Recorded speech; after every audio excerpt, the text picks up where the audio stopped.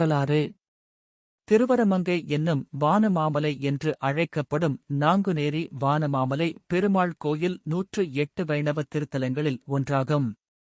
108 திவ்ய தேசங்களில் சுயம்பு மூர்த்தியாக பெருமாள் உள்ள 8 தலங்களில் இதுவும் ஒன்றாகும்.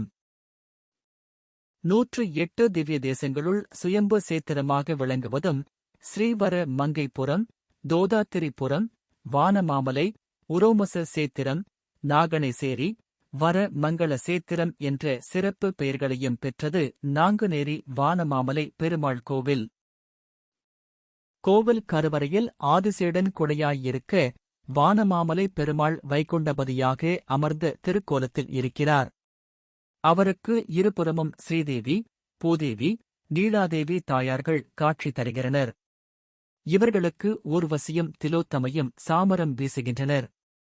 பிருகு முனிவர், மார்க்கண்டேய முனிவர், சூரியன், சந்திரன் ஆகியோர் பெருமாளை சேவித்தபடி கருவறையில் வீற்றிருக்கின்றனர்.